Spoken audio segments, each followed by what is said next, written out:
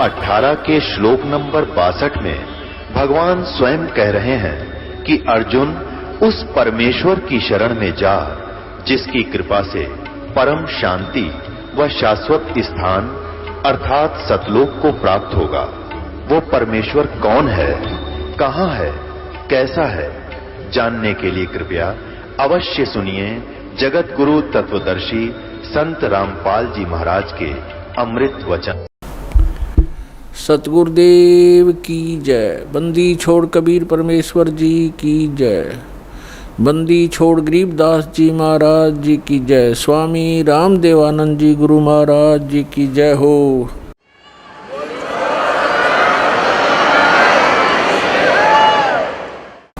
गरीब नमो नमो सतपुरुष को नमस्कार। गुरु के नहीं सुर नर मुनि जन साधुआ संतों सर्वसदी नहीं।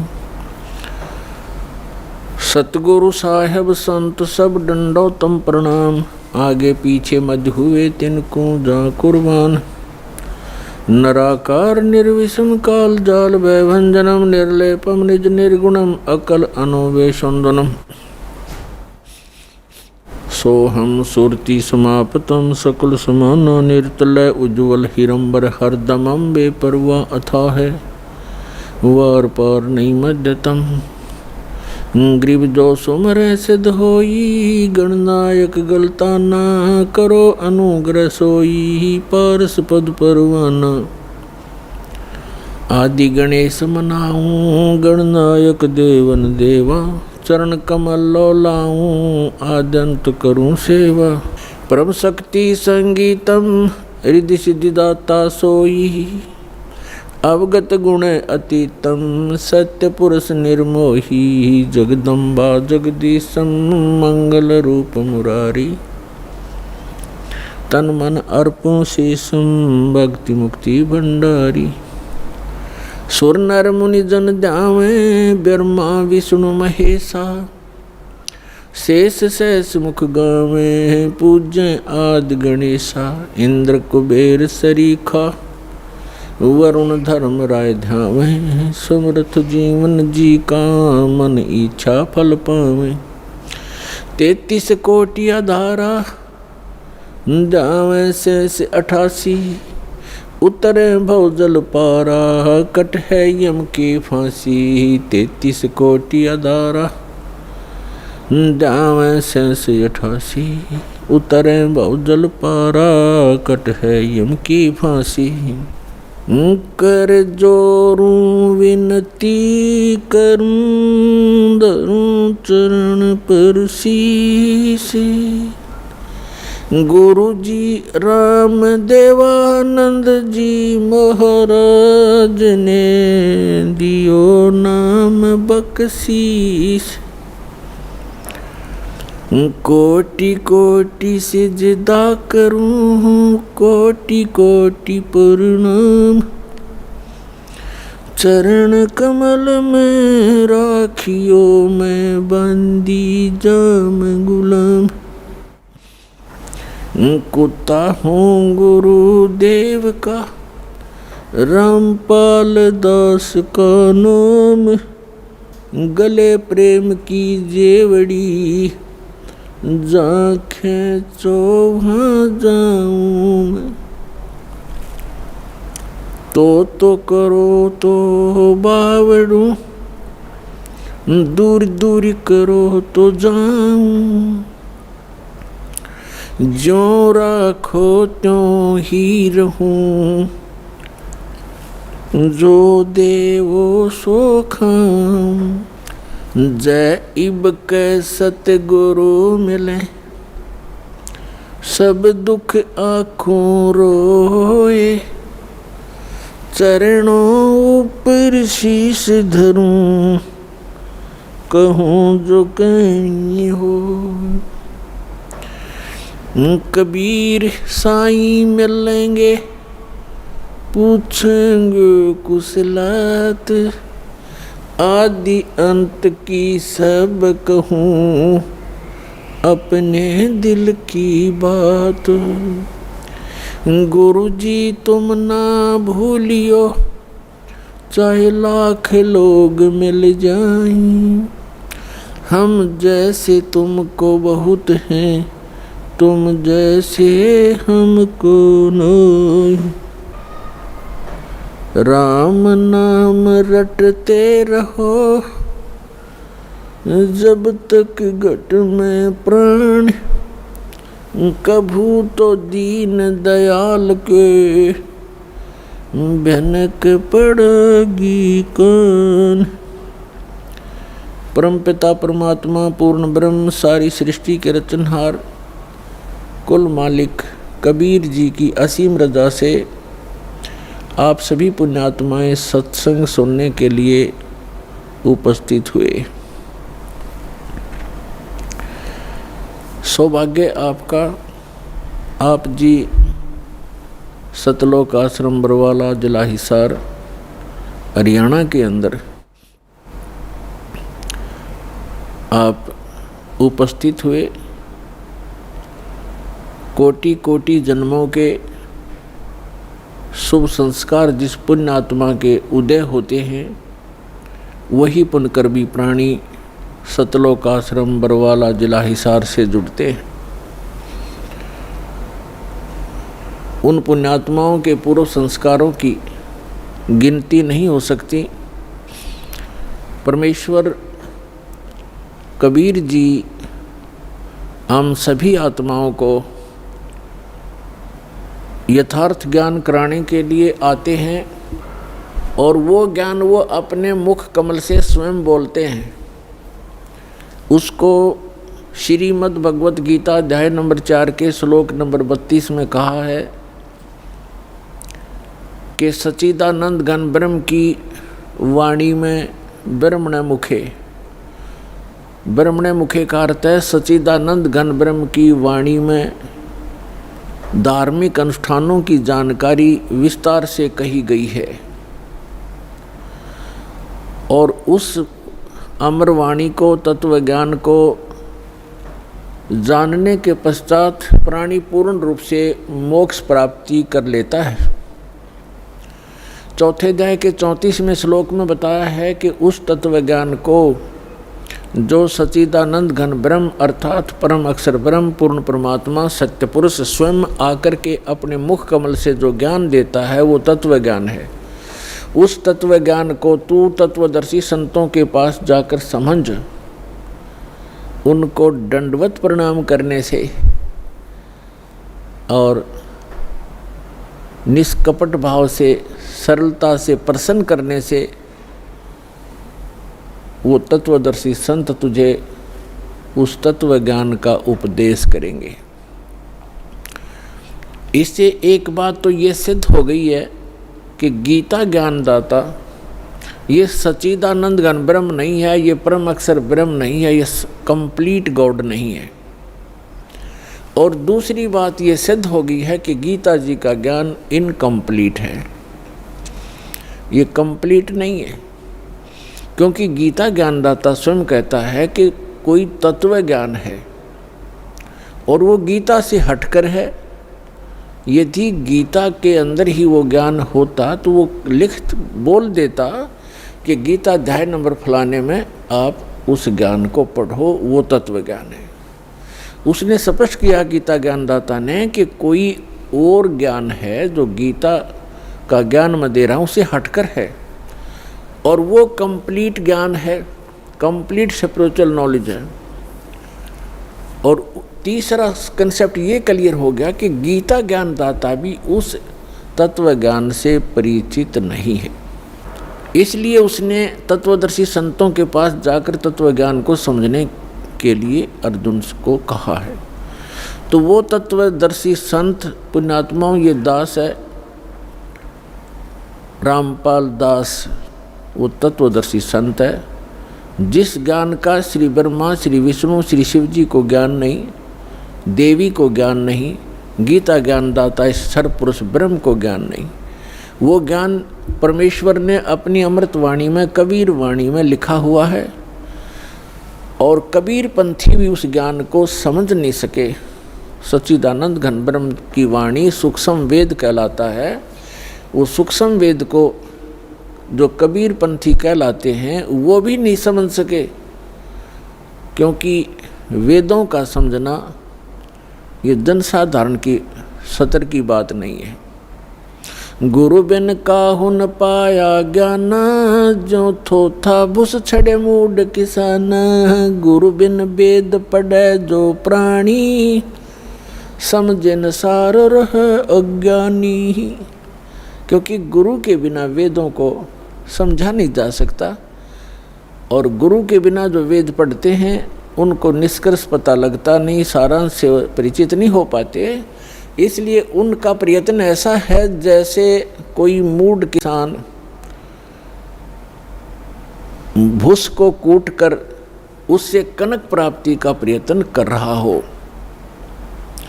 जैसे धान की पराली पड़ी हो कहीं पर और उस पराली को कोई कूट रहा हो और उससे कोई पूछे क्या कर रहा है, कि धान निकाल रहा हूं, तो उसका व्यर्थ प्रयत्न है। वो बुद्धिमान व्यक्ति नहीं है, या तो शराब के नशे में या कति मेंटल है। तो इसी प्रकार बताया है कि वेदों का गुरु के बिना पढ़ना,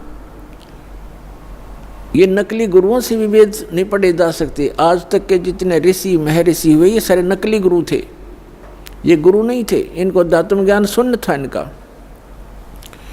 गुरु स्वयं परमात्मा आते हैं। तुम साहेब तुम संत हो, तुम सतगुरु तुम हंस, गरीब दास तेरे रूप बिन और न दूजा अंश। आदरणीय स्वामी रामानंद जी ने जब परमात्मा को सचखंड सतलोक यथास्थान पर देखा और फिर उसको यहाँ पर भी बनारस में भी देखा, काशी में देखा उस कबीर भगवान को, तब कहा था दोहू ठोर है एक तू और भया एक से दो। गरीबदास जी चित्रण कर रहे हैं जैसे तुलसीदास जी ने रामायण को चित्रण किया। गरीबदास हम कारणे तुम आए हो मग जो। रामानंद जी कह रहे हैं कि हमारे लिए आप सतलोक से चलकर आए हो, दोनों ठोड़ आप ही हो, ऊपर भी सतलोक में सचखंड में भी आप हो और यहाँ भी आप ही हैं। दोहू ठोर है एक तू भया एक से दो, गरीबदास हम कारणे तुम आए हो मगजो। तुम साहेब तुम संत हो, तुम ही भगवान हो, परमेश्वर हो, और तुम ही वास्तव में संत हो जो संत के अंदर गुण होते। तुम सतगुरु, सतगुरु माने सच्चा ज्ञान देने वाले, सब सदग्रंथों से परिचित आप ही हैं, और आप ही हंस हैं। हंस माने विकार रहित आत्मा, जिसमें कोई किसी प्रकार का दोष ना हो। रियल में जो भक्त होते हैं, स्वामी रामानंद जी कह रहे हैं कि वास्तव में भगवान भी आप ही हो, जो रियल गॉड होता है, कंप्लीट गॉड आप हैं। और आप ही संत हो, संत जो शील स्वभाव के होते हैं, और आप ही सतगुरु हो, सब सदग्रंथों को जानने वाले। सतगुरु के लक्षण कहूँ मधुरे बैन विनोद, 4 वेद 60 शास्त्र वो कहे 18 बोध। सतगुरु के लक्षण भी बता दिए कि सभी सदग्रंथों का जानकार होता है वो सतगुरु होता है। तो उन सब सदग्रंथों का ज्ञान परमेश्वर ने स्वयं सतगुरु रूप में आकर के 600 वर्ष पहले कबीर वाणी में, सच्चिदानंद घन ब्रह्म की वाणी में बोला।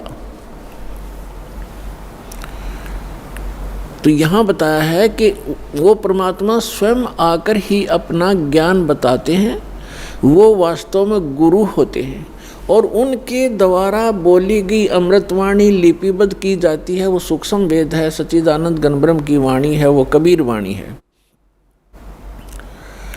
उस सूक्ष्म वेद को कबीरपंथी नहीं समझ सके। अन्य समाज तो कोसों दूर है उनके विधान और परमात्मा के ज्ञान से, लेकिन जो कबीरपंथी कहलाते थे ये नकली हैं सारे, क्योंकि इनके पास कबीर साहब का यथार्थ ज्ञान नहीं, इनके पास यथार्थ भक्ति विधि नहीं। तो इसलिए उसके पश्चात परमात्मा स्वयं फिर अन्य महापुरुषों को भी मिले अपना साक्षी बनाने के लिए कि कबीर इज गॉड। पुण्यात्माओं, परमात्मा का जो ज्ञान है परमात्मा ही करा सकता है। जीव अपनी शक्ति बल से या अपने अभ्यास प्रयत्न से परमात्मा को नहीं जान सकता। अगर ये जान सके होते तो हजारों वर्ष इन्होंने समाधि मेडिटेशन करके देख लिए। अब जो 2.5 घंटे सुबह 2.5 घंटे शाम भक्ति करके मोक्ष का दावा करते हैं, वो खोखला दावा उनका।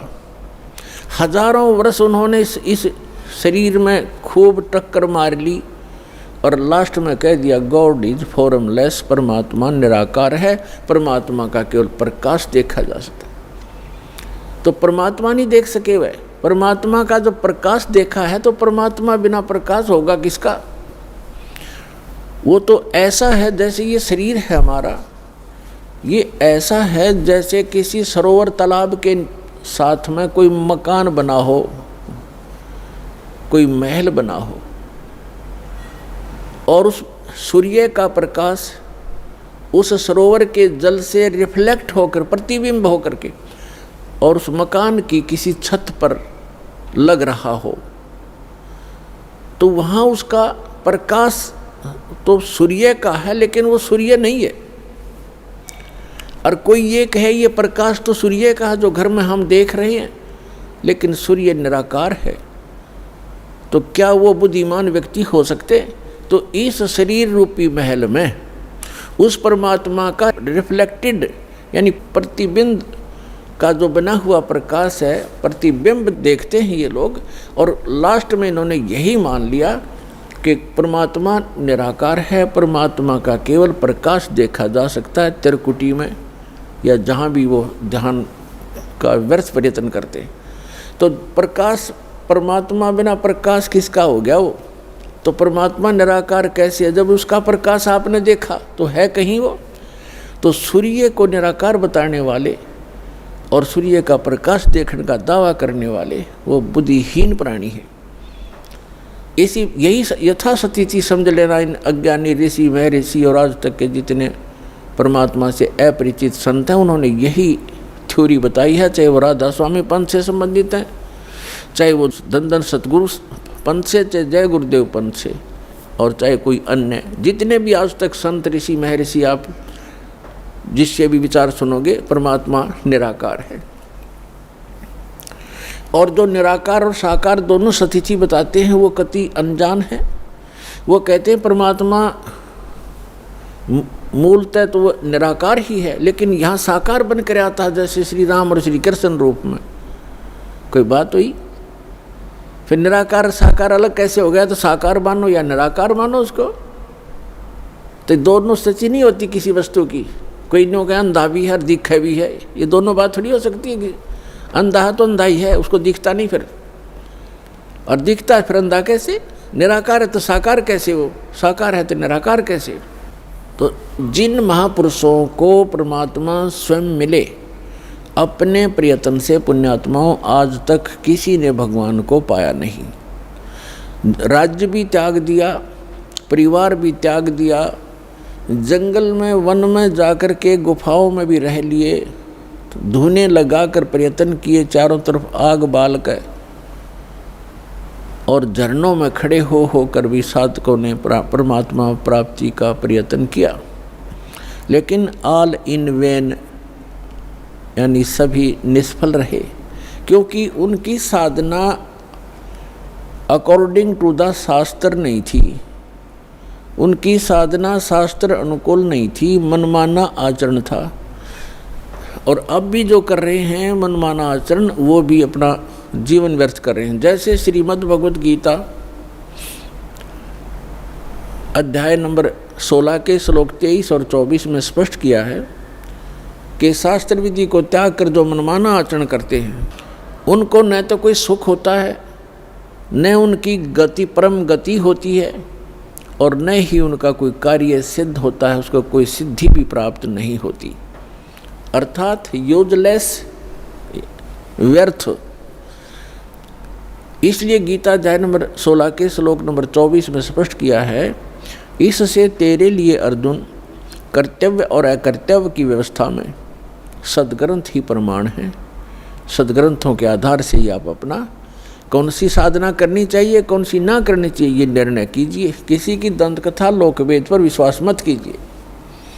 तो जितने भी ये कह रहे हैं कि परमात्मा निराकार है, वो एक कहीं रहता नहीं है, उसका कोई बॉडी नहीं है, परमात्मा बॉडीलेस है, तो ये सब भ्रमित हैं, इनको कतई ज्ञान नहीं अध्यात्म मार्ग का।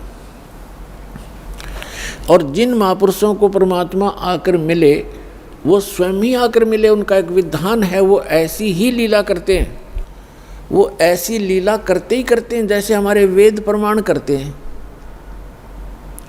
ऋग्वेद मंडल नंबर 9 सूक्त 86 मंत्र 26 और 27 में, ऋग्वेद मंडल नंबर 9 सूक्त 82 मंत्र 1, 2, 3 में, ऋग्वेद मंडल नंबर 9 सूक्त 54 मंत्र 3 में, ऋग्वेद मंडल नंबर 9 और सूक्त 94 के मंत्र 1 में, ऋग्वेद मंडल नंबर 9 सूक्त 95 के मंत्र नंबर 2 में, ऋग्वेद मंडल नंबर 9 सूक्त 96 के 96 के मंत्र 16 से लेकर 20 में, ऋग्वेद मंडल नंबर 9 सूक्त 20 मंत्र 1 में, ऋग्वेद मंडल नंबर 9 सूक्त 20 के मंत्र 1 में, ऋग्वेद मंडल नंबर 9 सूक्त 1 मंत्र 8 और 9 में। और भी अनेक स्थानों पर यह प्रत्यक्ष प्रमाण है कि परमात्मा ऊपर रहता है सतलोक में, तेजों में, लोक में, धाम में। वो एक पृथ्वी है जो स्वप्रकाशित है, वहाँ परमात्मा एक राजा के समान विराजमान है, सिंहासन पर, यानी तख्त पर, सिंहासन पर कहो, तख्त कहो, जैसे कहते थे ना दिल्ली के तख्त पर बाबर का राज्य इतने वर्ष तक रहा। तख्त माने सिंहासन, गद्दी। तो अनंत कोटि ब्रह्मांड के कंट्रोलर के सिंहासन यानी तख्त पर वो परमात्मा राजा के समान विराजमान है, और वहाँ से गति करके आते हैं, अच्छी आत्माओं को मिलते हैं और उनको यथार्थ ज्ञान कराते हैं, अपने से परिचित कराते हैं। वो लीला कबीर परमात्मा ने, अल्लाहु अकबर ने, सच्चिदानंद घन ब्रह्म ने की है, जो काशी में 120 वर्ष तक जुलाहे की लीला करके सहस्री आए थे, सहस्री चले गए। अपने गुणों के अनुसार वो परमात्मा किन किन महापुरुषों को कलयुग में मिले, जो दास के नोटिस में है, नॉलेज में है।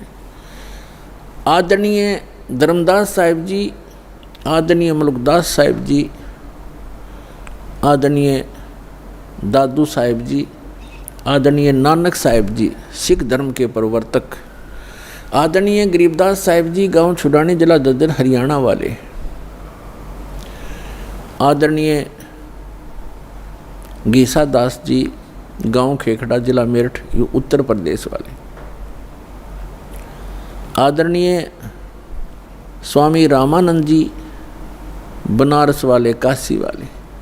इन महापुरुषों को वो परमात्मा अपनी लीला अनुसार, अपने गुणानुसार मिले और इनको सचखंड लेकर गए।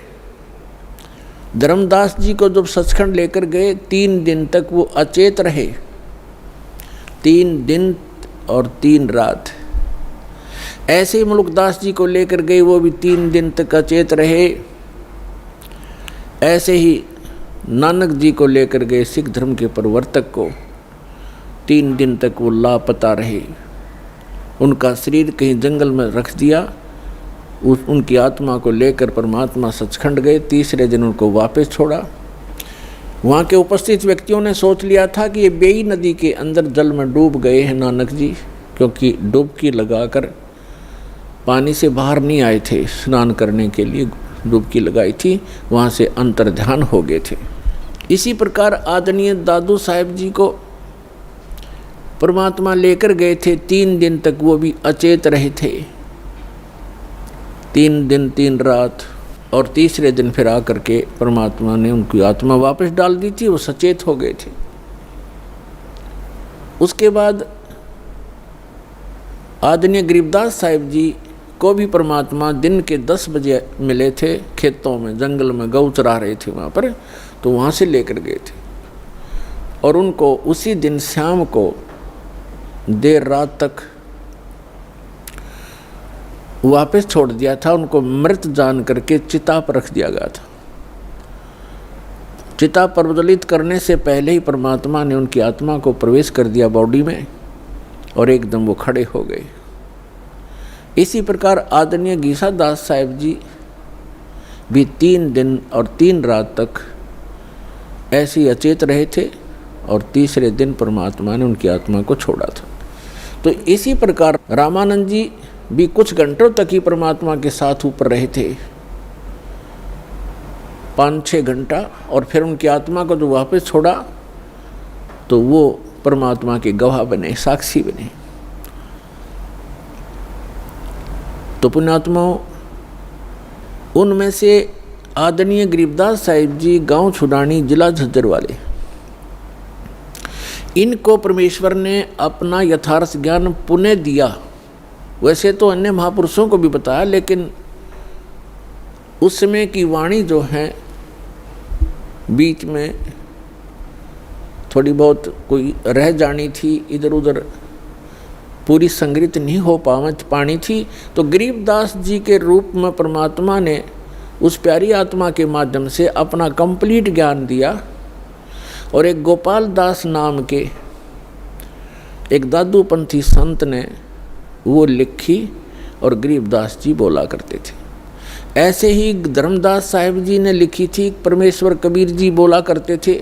लेकिन इतने समय गुजर जाने के बाद उसमें मिलावट हो जाना स्वाभाविक था, इसलिए परमात्मा ने आदरणीय गरीबदास साहिब जी के द्वारा अपना यथार्थ ज्ञान पुनः प्रकट करवाया। और इसका प्रमाण उन्होंने पहले ही बोला था कि 12वां पंथ गरीबदास पंथ होगा और गरीबदास जी के माध्यम से मेरी वाणी पुनः प्रकट होगी, प्रकाश होगा। तो गरीबदास जी ने बताया है, हम सुल्तानी नानक तारे दादू को उपदेश दिया, जात जुलाहा भेद न पाया, यो काशी महे कबीर हुआ।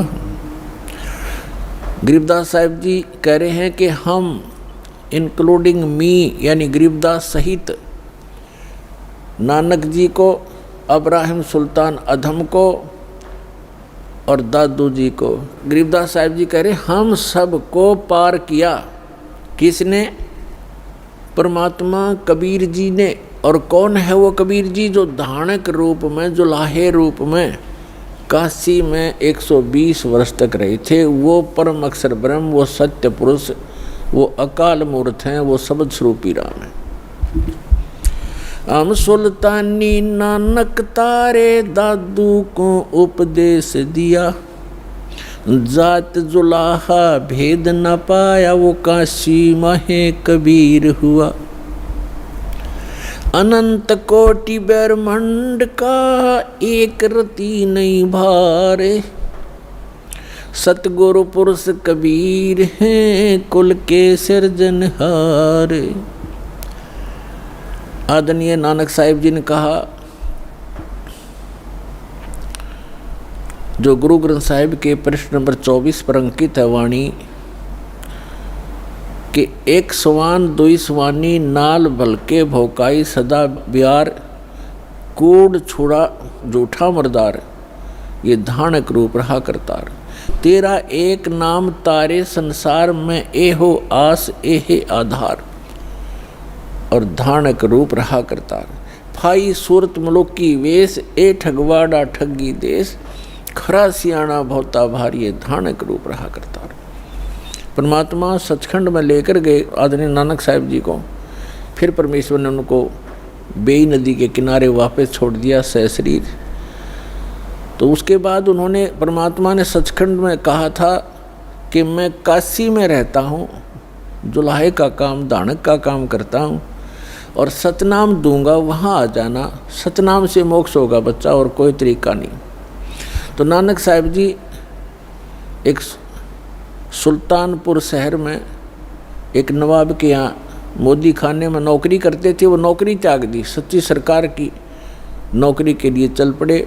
बनारस में पहुँचे, जब देखा जो सचखंड में देखी थी जो सूरत, और वो देखा वहाँ एक जुलाहे के रूप में कपड़ा बुनते हुए, तब कहा था फाई सूरत मुल्क की वेश, ए ठगवाड़ा ठगी देश, खरा सियाणा बहुता बार, ये धानक रूप रहा करता रहा। कहा था ये बोली आत्माओं, देखो ये लोगों आओ, ये अपने आप को छुपाए बैठा है, ये ठग है, ये ठगवाड़ा है। प्यार में रो रो कर कह रहे थे, ये बैठा धानक रूप रहा करता और धानक रूप रहा करता। इसी प्रकार मुलुकदास जी ने कहा, दादू साहिब जी ने कहा है कि जिन मुख को निज नाम दिया सोए सतगुर हमार, दादू दूसरा कोई नहीं ये कबीर सिरजनहार। और मुलुकदास जी ने कहा था, जपो रे मन साहेब नाम कबीर, जपो रे मन परमेश्वर नाम कबीर। और फिर कहा है कि दास मलोक सलूक कहत है, खोजो खसम कबीर, जपो रे मन परमेश्वर नाम कबीर। काफ़ी लंबा प्रकरण है, लेकिन हम थोड़ा थोड़ा आपको प्रमाण दे रहे हैं। और आदरणीय धर्मदास जी ने कहा है, आज मोहे दर्शन दियो जी कबीर, आज मोहे दर्शन दियो जी कबीर, सतलोक से चल कर आए, सतलोक से चल कर आए, काटन काल की जंजीर, आज मोहे दर्शन दियो जी कबीर, आज मोहे दियो जी कबीर। तो ऐसे इन महापुरुषों ने परमात्मा के गुणगान किए। और गरीबदास साहिब जी कहते हैं, अनंत कोट ब्रह्मांड का एक रति नहीं भार, और सतगुरु पुरुष कबीर हैं ये कुल के सिरजनहार। गरीबदास साहिब जी ने अपनी अमृतवाणी में परमात्मा की महिमा और हमें जो भगवान ने यहाँ क्रिया करने के संकेत दिए हैं, आदेश दिए हैं, वो वर्णन किया है, सुनाते हैं। क्या बताते हैं, कस्तूरी नाम कबीर है ये बिन छेड़े मैं कंत,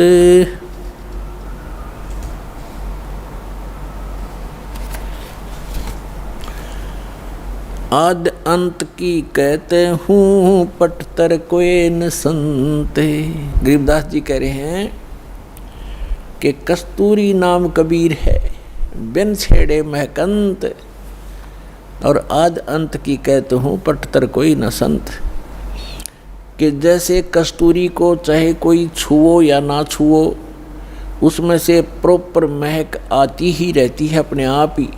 यानी परमात्मा कबीर जी की शक्ति अपने आप झलकती रहती है। जो संत उससे जुड़ जाता है, जो भक्त उससे जुड़ जाता है परमात्मा से, तो वो पल पल साथ रहता है और आभास कराते हैं परमात्मा कि मैं साथ हूँ बच्चे।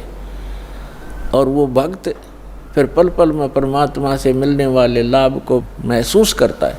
तो यहाँ कहते हैं कस्तूरी नाम कबीर है, परमात्मा से प्राप्त जो मंत्र है, परमात्मा की शक्ति उस मंत्र जाप करने वाले के अंदर अपने आप कार्य करती रहती है। और बिन छेड़े महकंत, आद अंत की कहते हूँ पटतर कोई न संत। गरीबदास जी कहते हैं शुरू से और अंत तक बताता हूँ कि इस परमेश्वर कबीर जी के बराबर कोई संत भी नहीं है, भगवान भी नहीं है, समर्थ है।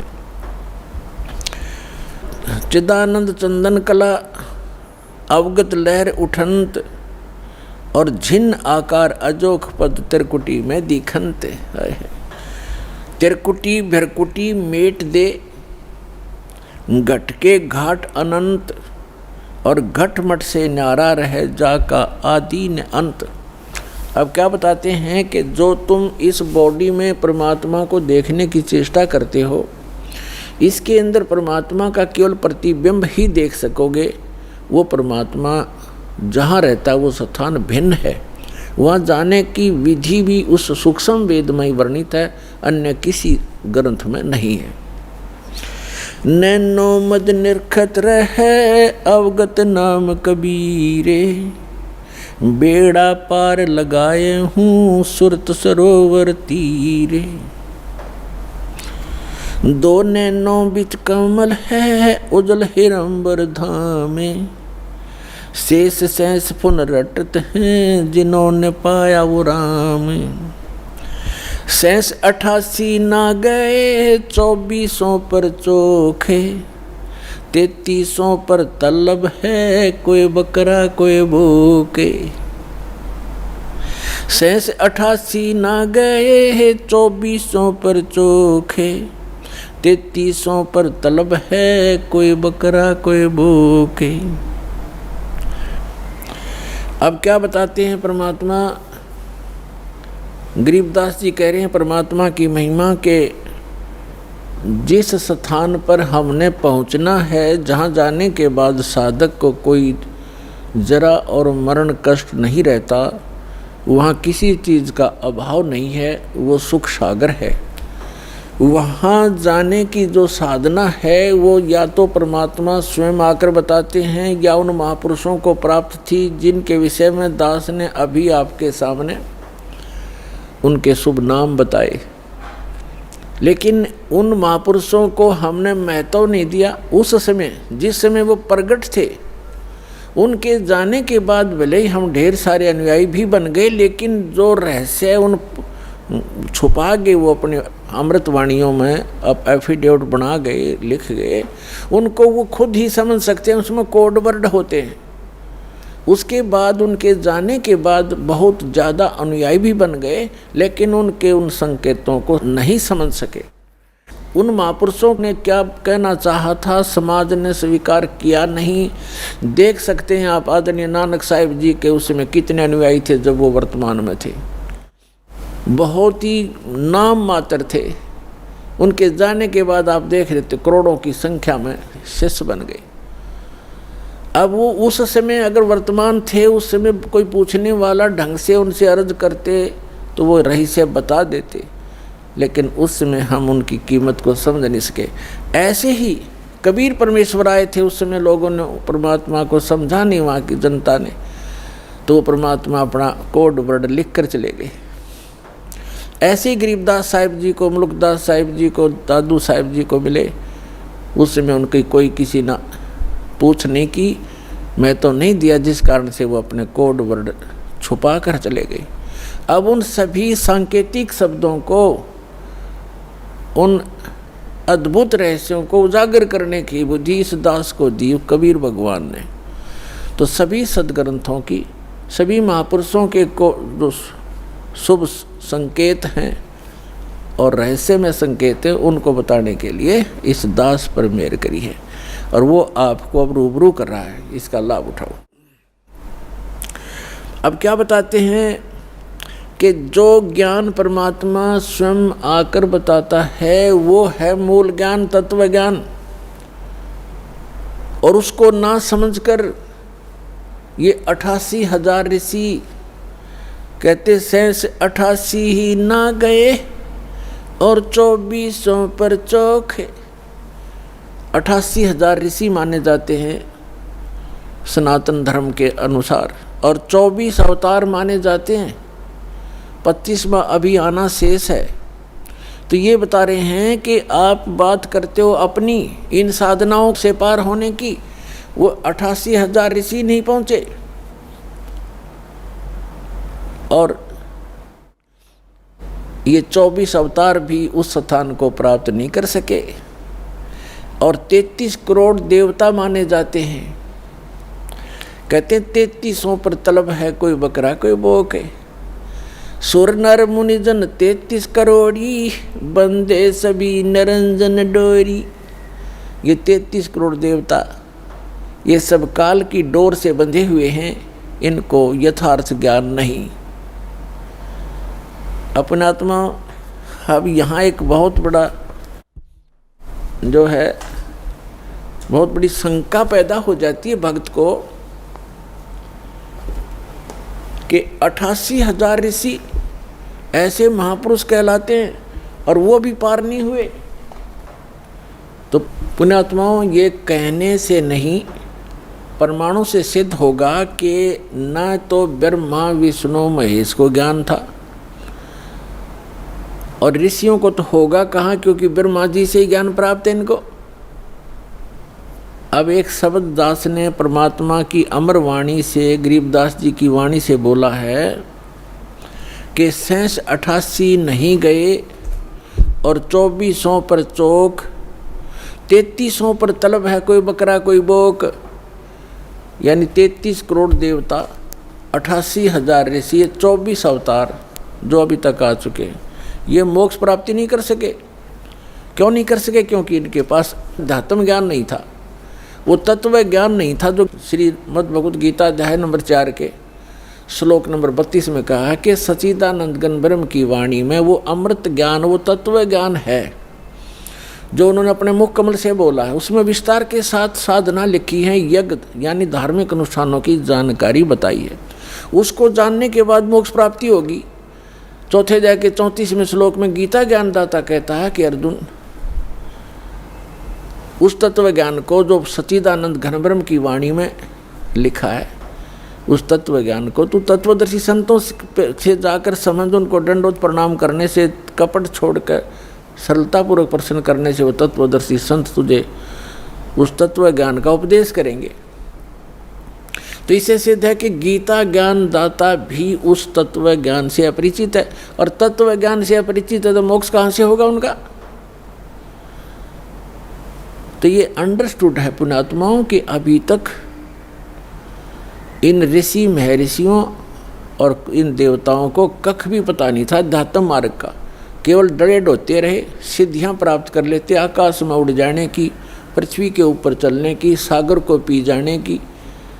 ये तो अपना जीवन नाश करने के एक चमत्कार हैं, और मोक्ष प्राप्ति के लिए वो मंत्र जो उसका आधार है वो इनको प्राप्त नहीं हुआ। अब इसका प्रमाण देखते हैं। श्री ब्रह्मा जी से ज्ञान प्राप्त है इन सभी ऋषि महर्षियों को, और ब्रह्मा जी को कितना ज्ञान है? ब्रह्मा जी से ज्ञान विष्णु जी को प्राप्त हुआ, और ब्रह्मा जी से ही शिव जी को ज्ञान प्राप्त हुआ, अब ब्रह्मा जी से ही देवी को प्राप्त हुआ। अब ब्रह्मा जी को कितना ज्ञान है ये बताते हैं। ये देखते हैं अपने ही सदग्रंथों में। देखिए श्रीमद् भगवद गीता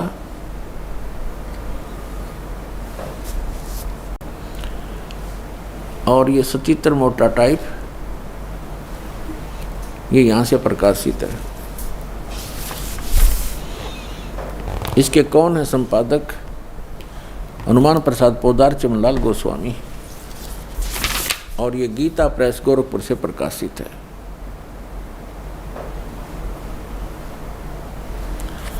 इसके आपको दिखाते हैं 28-29 पृष्ठ पे। ये है पहला स्कंद,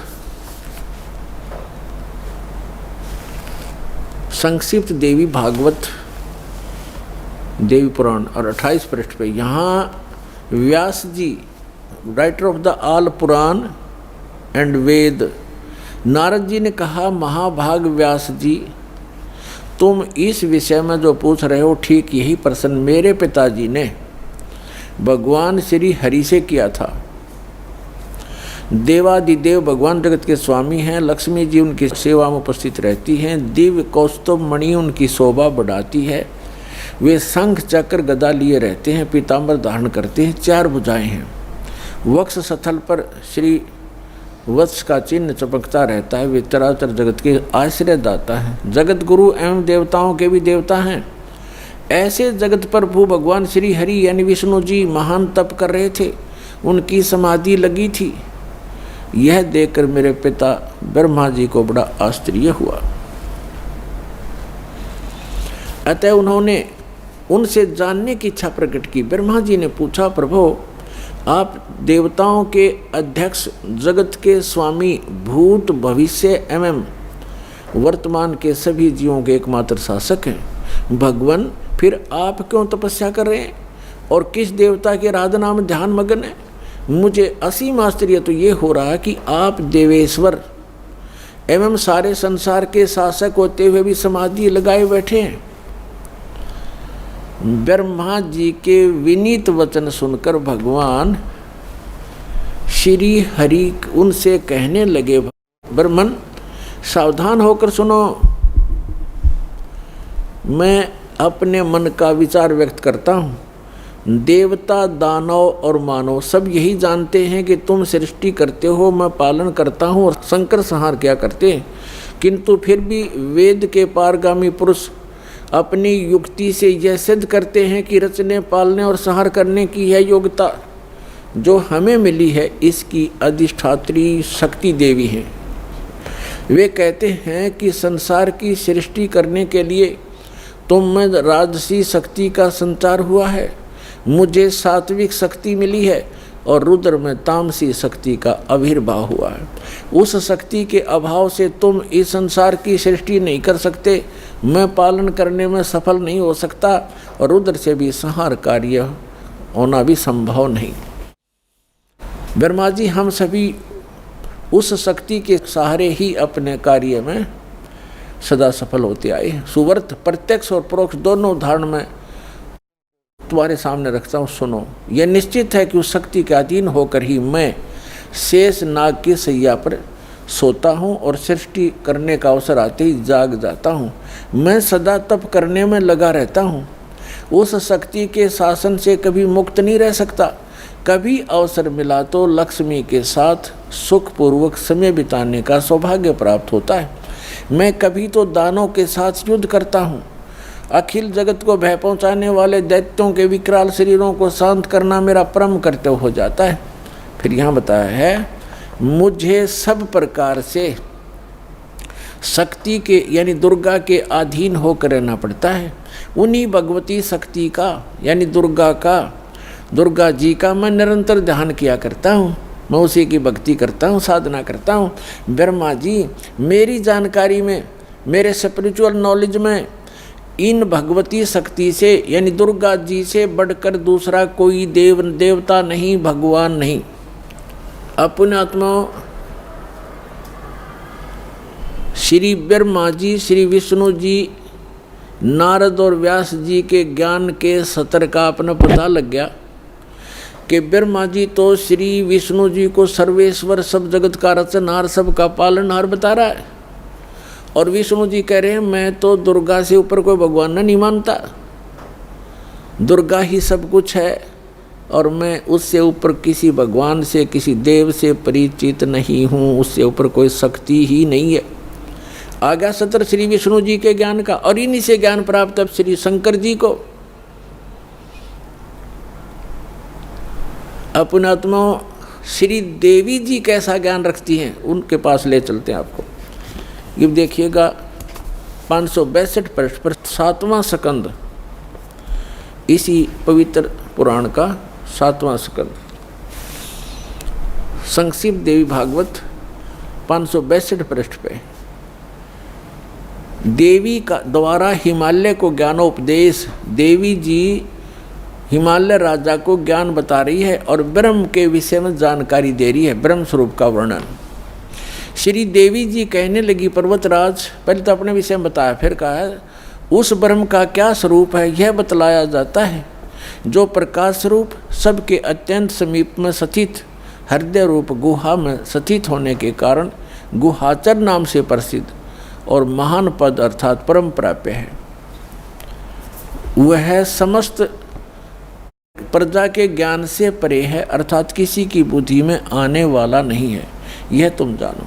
जो परम प्रकाश रूप है, जो सूक्ष्म से भी अत्यंत सूक्ष्म है, जिसमें संपूर्ण लोक और उन लोकों में निवास करने वाले प्राणी स्थित हैं, वही ये अक्षर ब्रह्म है, वही सबके प्राण है, वही सबकी वाणी है और वही सबके मन है, वह यह परम सत्य और अमृत अविनाशी तत्व है। सौम्य उस वेदने योग्य लक्ष्य का तुम वेदन करो, मन लगाकर उसमें तन्मय हो जाओ।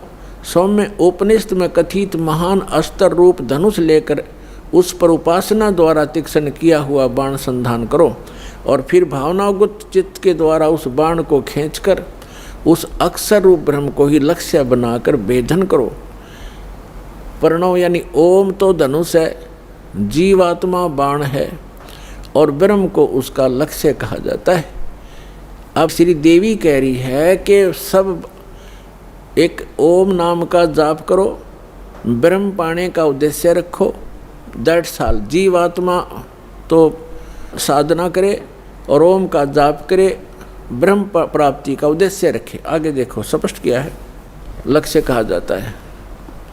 उस एकमात्र परमात्मा को ही जाने, यानी ब्रह्म की ही भक्ति करें। देवी जी कह रही है दूसरी सब बातों को छोड़ दे। दुर्गा जी अपनी साधना को भी करने से मना कर रही है, केवल ब्रह्म की पूजा करो। और विष्णु जी कह रहे हैं कि मैं देवी जी दुर्गा से ऊपर कोई शक्ति नहीं मानता, कोई भगवान नहीं है, मुझे ज्ञान ही नहीं है। तो ये पार खाक होंगे जिनको हम एक समर्थ शक्ति और भगवान मान के पूजा करते थे, वो खुद कहते हैं हम दुर्गा से ऊपर कोई भगवान नहीं जानता, इससे ऊपर कोई शक्ति नहीं। और दुर्गा कह रही है कि ब्रह्म की पूजा करो और सब बातें छोड़ दो, मेरी पूजा भी छोड़ दो। तो क्या ज्ञान था विष्णु जी को और क्या ज्ञान था ब्रह्मा जी को, और शंकर जी भी उन्हीं से ज्ञान प्राप्त है।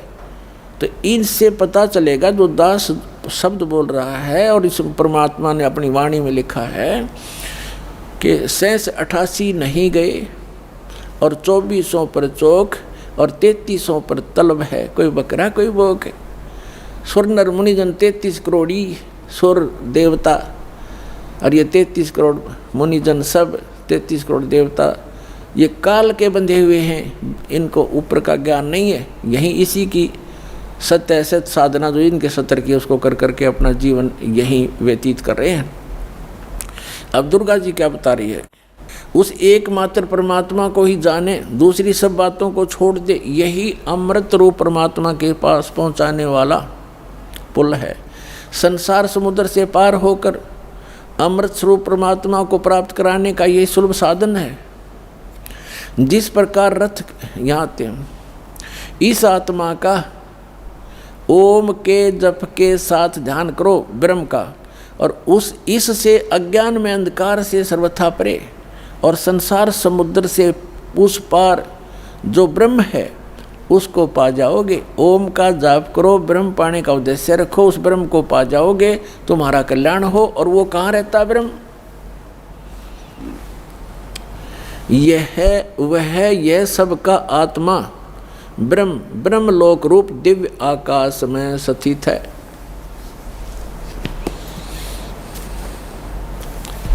अब देवी ने, दुर्गा जी ने ये स्पष्ट कर दिया है कि मेरी भक्ति भी छोड़ दो, केवल एक ब्रह्म की पूजा करो, ओम नाम जाप, उसका नथिंग एल्स। और वो कहाँ रहता है? ब्रह्मलोक में। बस देवी जी ने जो साधना बताई है वो अपने से भी अन्य भगवान बताया है ब्रह्म, उसका केवल एक ओम मंत्र बताया है। ओम मंत्र के जाप से कहाँ जाएगा प्राणी? ब्रह्मलोक में चले जाओगे, तुम्हारा कल्याण हो। इतना कल्याण हो सकता है ओम से। अब गीता ज्ञान दाता ये ब्रह्म है। गीता अध्याय नंबर 8 के श्लोक नंबर 13 में गीता ज्ञान दाता कहता है ओम इति एकाक्षरम ब्रह्म व्यवहारण मामनुसमरण ये परियाति तजंदेहम सयाति परमाम गतिम। माम ब्रह्म, ये अनुवाद करताओं ने थोड़ी गलती कर रखी है इसमें। मुझ ब्रह्म का केवल एक ओम मंत्र है। आपको दिखाते हैं श्रीमद् भगवद गीता, देखिएगा। ये जयदयाल गोविंद का इसके अनुवादक हैं और गीता प्रेस गुरुपर से ये प्रकाशित है। गीता अध्याय नंबर 8 के श्लोक नंबर 13 में आपको दिखाते हैं। श्रीमद् भगवद गीता अध्याय 8 और श्लोक नंबर 13 में। इसमें हम संस्कृत भी पढ़ेंगे। ओम इति एकाक्षरम ब्रह्म व्यवहारण मामनुसमरण ये प्रियाति तजंदेहम सयाति परमाम गतिम। ये क्या कहता है? माम ब्रह्म, मुझ ब्रह्म का केवल एक ओम अक्षर है। ओम यह एक अक्षर है, नथिंग एल्स। उच्चारण करके सिमरण करता हुआ ये प्रियाति तजंदेहम, जो शरीर त्याग कर जाता है ओम नाम का सिमरण करता हुआ, सयाति परमाम गतिम, वह ओम से मिलने वाली परम गति को प्राप्त होता है। ये श्री देवी जी ने देवी पुराण में स्पष्ट कर दिया है, ओम नाम का जाप करने वाला ब्रह्म की साधना करता है, ब्रह्म को प्राप्त होता है, वो ब्रह्म लोक में रहता है। अब श्रीमद् भगवद गीता अध्याय नंबर 8 के श्लोक नंबर 16 में कहा है कि ब्रह्मलोक में गए हुए साधक भी फिर लौटकर पुनरावर्ती आते हैं, उनकी जन्म मृत्यु होती है, वो मोक्ष प्राप्त नहीं कर सकते, पूर्ण मोक्ष प्राप्ति नहीं कर सकते। देखिएगा श्रीमद् भगवद गीता अध्याय नंबर 8 के और श्लोक नंबर 16 में, हे अर्जुन, ब्रह्मलोक पर्यंत सब लोग पुनरावर्ती में हैं। यहाँ देखना, इन स्टार लगा रखा है, इस पर स्टार यहाँ है, अर्थात जिनको प्राप्त होकर यानी ब्रह्मलोक में जाकर पीछे संसार में आना पड़े, ऐसे पुनरावर्ती कही गई है। ब्रह्मलोक पर्यंत यानी ब्रह्मलोक तक जितने भी लोक हैं, उनमें गए हुए प्राणी वहाँ जाकर वापस आते हैं। और ये सिद्ध होगा। अब यहाँ थोड़ा सा ये अज्ञानी विचलित कर देंगे आपको कि इसमें ये लिखा आगे कि मुझे प्राप्त होकर पुनर्जन्म नहीं होता, गीता ज्ञानदाता कहता है। यहाँ ये अनुवाद गलत किया इन्होंने, देखिएगा, क्योंकि ये कंसेप्ट क्लियर करना पड़ेगा। अब गीता अध्याय नंबर 8 का श्लोक 16 पढ़ रहे हैं हम। हे अर्जुन, ब्रह्मलोक पर्यंत सब लोग पुनरावर्ती में हैं। पुनरावर्ती माने वहाँ जिनको प्राप्त होकर पीछे संसार में आना पड़े, ऐसे लोग हैं ये। परंतु यहाँ लिखा, परंतु हे कुंती पुत्र, मुझको प्राप्त होकर पुनर्जन्म नहीं होता। अब यहाँ अनुवाद गलत किया है, विद्यते का अर्थ लिख दिया होता। विद्य माने एक, देखो विद्ध जो विद्यता माने है, विद धातु से बना है ये विद धातु, विद माने जानना होता है। न विद्यते माने जो ये नहीं जानते कि ब्रह्मलोक में गए हुए प्राणी भी पुनरावर्ती में होते हैं, वो मुझे प्राप्त होकर भी पुनर्जन्म को प्राप्त करते रहते हैं। अर्जुन, इसका अर्थ ये बनता है, इन्होंने गलत कर रखा है, इसका अर्थ ये बनता है जो ये नहीं जानते कि ब्रह्मलोक में गए हुए प्राणी भी पुनरावर्ती में हैं, वहाँ गए हुए भी उनका पुनर्जन्म होता ही है, तो वो मुझे प्राप्त होकर भी, मेरी साधना करके भी वो पुनरावर्ती में ही हैं, उनका पुनर्जन्म है।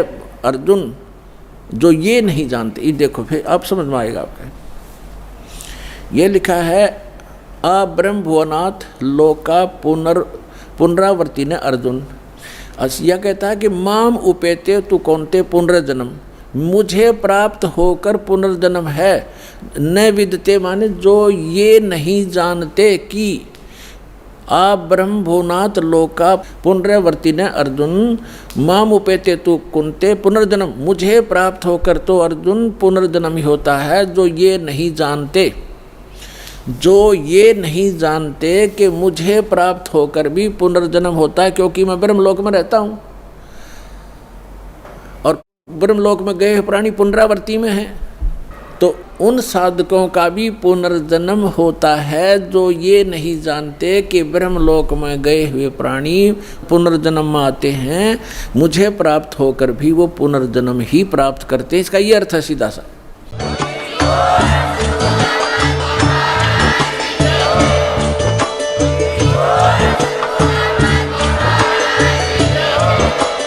आप सुन रहे थे जगत गुरु तत्वदर्शी संत रामपाल जी महाराज जी के मंगल प्रवचन। अधिक जानकारी के लिए विजिट कीजिए हमारी वेबसाइट www.jagatgururampalji.org। संत रामपाल जी महाराज जी के शुभ आशीर्वाद से पूरे विश्व भर में 500 से भी ज्यादा नाम दीक्षा केंद्र हैं, जिन पर संत रामपाल जी महाराज जी द्वारा ऑनलाइन निशुल्क नाम दीक्षा दी जा रही है। अपने नजदीकी नाम दीक्षा केंद्र का पता करने के लिए संपर्क करें 8222880541।